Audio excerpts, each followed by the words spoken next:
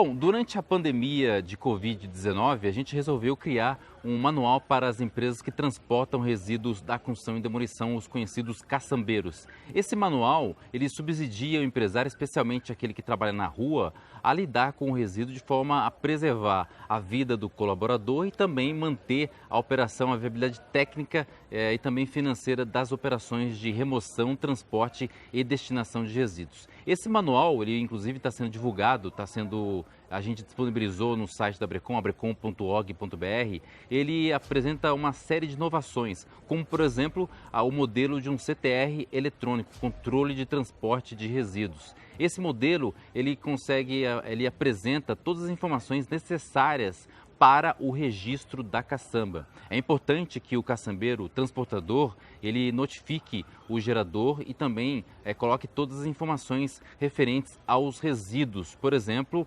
o CPF ou o CNPJ, o nome da pessoa ou o nome do empreendimento e também os dados dos resíduos que estão sendo colocados na caçamba. Existe uma grande questão sobre algumas cidades, especialmente aquelas que estão regulamentando o setor de transporte de resíduos, sobre quanto tempo a caçamba permanece na via. A gente sugeriu no manual, que é a diretiva número 02, que está disponível no site da Abrecon, que a caçamba fique na via pública durante 3 dias úteis ou 5 dias corridos. Isso em virtude do comportamento do mosquito que transmite a dengue. O mosquito ele se desenvolve de 4 a 10 dias. Então a caçamba no leito viário, ela pode eventualmente desenvolver algum ponto de desenvolvimento do mosquito que transmite a dengue. A gente sugeriu que a caçamba que fica dentro do interior, dentro da construção, ela fique entre 4 dias úteis ou 6 dias corridos. Se a pessoa pegar, por exemplo, na terça-feira, ela vai entregar isso na segunda-feira. Então é importante que o empresário desse setor, o caçambeiro, se atente, porque o setor de caçamba, não apenas em São Paulo, como todo o Brasil, é um setor sem unidade e sem procedimento. Não existe uma organização no atendimento ao cliente e também não existe um procedimento para lidar com o resíduo e também para lidar com os processos inerentes à gestão dos resíduos. As empresas de caçamba de entulho não têm organização, então não têm unidade. A grande maioria são empresas amadoras. É muito comum você pedir uma caçamba de entulho e às vezes você receber o motorista com chinelo, sem camisas, com boné, às vezes com short para atender o cliente. Na diretiva número 02 de 2020, a gente colocou uma série de não conformidades. Vamos supor que o motorista ele vai coletar a caçamba e encontra um animal morto sobre a caçamba. O animal morto ele é um resíduo sólido de saúde e não pode ser misturado com o resíduo da construção e demolição, o RCD. Isso deve ser notificado para o gerador e o gerador tem a obrigação de retirar aquele material, mesmo que não seja dele. Porque uma vez que ele contratou a caçamba, é mais ou menos como se fosse um carro. Você aluga um carro e você fica responsável por aquele carro. Se você estacionou em algum momento e alguém riscou aquele carro alugado, a responsabilidade é sua que está em poder daquele veículo. Mesma coisa a caçamba. Se você alugou uma caçamba e colocou na rua e alguém jogou o lixo, a responsabilidade pelo resíduo é sua, né? Então é importante notificar o gerador, o cliente, quanto a essas não conformidades. É importante também registrar as não conformidades para que no final do mês, no final do ano, você consiga entender o comportamento do seu cliente, do gerador, porque em algum momento você pode adaptar o serviço para cada tipo de comportamento do cliente, como é o caso, por exemplo, de cliente que gera muito resíduo sólido perigoso. Então você pode disponibilizar uma caçamba de resíduo sólido perigoso. Outra ferramenta que não é utilizada pelas empresas de caçamba de entulho é o checklist. Quando o motorista assumir o seu posto no caminhão, ele precisa fazer o levantamento dos dados do caminhão e também dos equipamentos. Isso na entrega do equipamento, na coleta e também na garagem onde o caminhão fica estacionado. É importante relacionar essas informações antes que o veículo apresente algum problema no trajeto. Uma ferramenta que também está disponível, a gente colocou no manual, que é a diretiva número 02, é a área de risco. Eventualmente você pode receber um pedido para uma cidade, para um endereço que você não consegue colocar caçamba. às vezes não existe via pública ou não existe uma calçada, não existe espaço dentro da obra e você não pode colocar a caçamba. Então existe um risco para o equipamento, existe um risco para a manobra e existe um risco também para o trajeto. Então é importante você entender que existe área de risco e que essas áreas não podem ser atendidas às vezes por uma caçamba, pode ser atendida por um frete via por uma picape com sacos de entulho.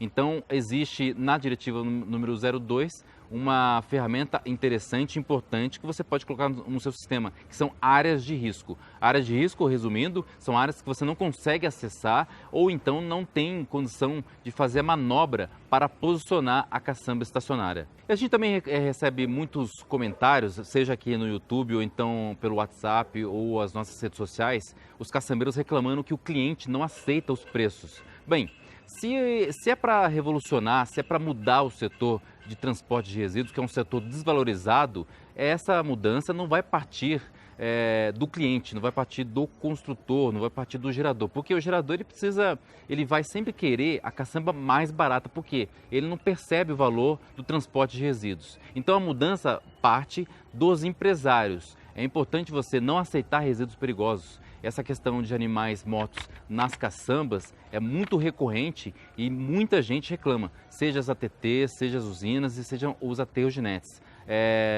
Animal morto, resíduo sólido da saúde e deve ser rejeitado. E essa rejeição você pode inclusive notificar na relação de não conformidades. Então a mudança passa pelo empresário, não passa pelo gerador, porque o gerador, como eu disse, ele sempre vai querer o menor, o mais barato e ainda não existe uma percepção de valor.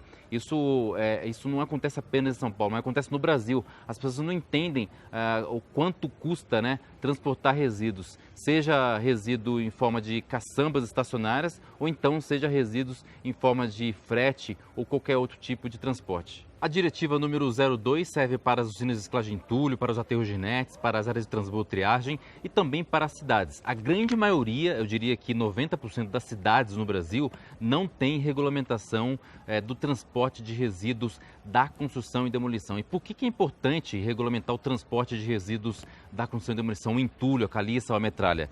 Por 4 motivos, eu inclusive coloquei aqui: recolher os impostos, toda prestação de serviço deve recolher o imposto sobre serviços, acabar com os aterros clandestinos, que às vezes desvalorizam as cidades, desvalorizam bairros, enfim, acabam com o meio ambiente equilibrado, né?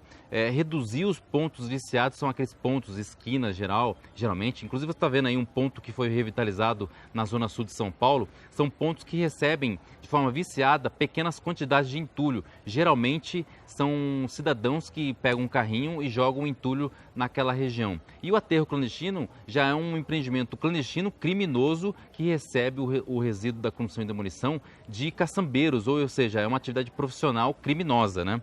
E um outro motivo para regulamentar o transporte de resíduos da construção e demolição é também uma forma de reduzir o custo com a ocupação dos leitos hospitalares. A gente sabe que existe uma relação direta de casos de dengue e também descarte irregular de entulho. Geralmente, o mosquito da dengue, ele cria os seus focos, né, em locais com descarte irregular de entulho e também de lixo. E esse mosquito, geralmente, ele tem aí ele voa, né, a mais ou menos 1,5 metro e tem um raio de atuação de mais ou menos 100 metros, ou seja, ele voa na altura dele 1,5 metro e um raio de atuação de 100 metros. Então é importante a cidade regulamentar o transporte de resíduos justamente para reduzir o custo com internações hospitalares. Nós estamos falando nesse momento de leitos hospitalares para quem tiver o coronavírus. É importante a gente reduzir os problemas relacionados, por exemplo, a dengue, a chikungunya, zika vírus e outras doenças, para que os leitos fiquem disponíveis para as pessoas que estão realmente necessitadas. Então, a cidade que não tem regulamentação de transporte de resíduos deve pensar, chamar a população, chamar a comunidade para discutir a questão e, evidentemente, que regulamentar o transporte de resíduos não é a salvação. Você precisa, evidentemente, utilizar o agregado reciclado e fomentar a política ambiental no seu município. Essa é a contribuição da Brecon para o movimento de valorização do transporte de resíduos. Esse movimento ele nasceu em junho de 2019 justamente para colaborar com as discussões, seja no âmbito privado, seja no âmbito público. A gente precisa entender que é necessário regulamentar o transporte de entulho, as caçambas estacionárias, para recolher os impostos e, evidentemente, para profissionalizar o setor de transporte de resíduos. A gente sempre fala, né? Transporte de resíduos da construção e demolição é amador. As pessoas não têm noção de como prestar serviço, de como recolher os impostos, como fazer para que o gerador entenda que não pode descartar resíduo perigoso na caixa estacionária. Então, essa é a nossa contribuição, inclusive no dia 29 de abril de 2020, a partir das 18 horas, a gente vai fazer um webinário para falar sobre estratégias de precificação no setor de transporte de resíduos. Dia 29 de abril, a partir das 18 horas, nas nossas redes sociais. Você pode obter informação, inclusive, pelo nosso perfil no Instagram. A Brecon é Brasil, acesse mapa.brecon.org.br para comprar, agregar reciclado ou descartar entulho. Vamos juntos? Um abraço e até mais.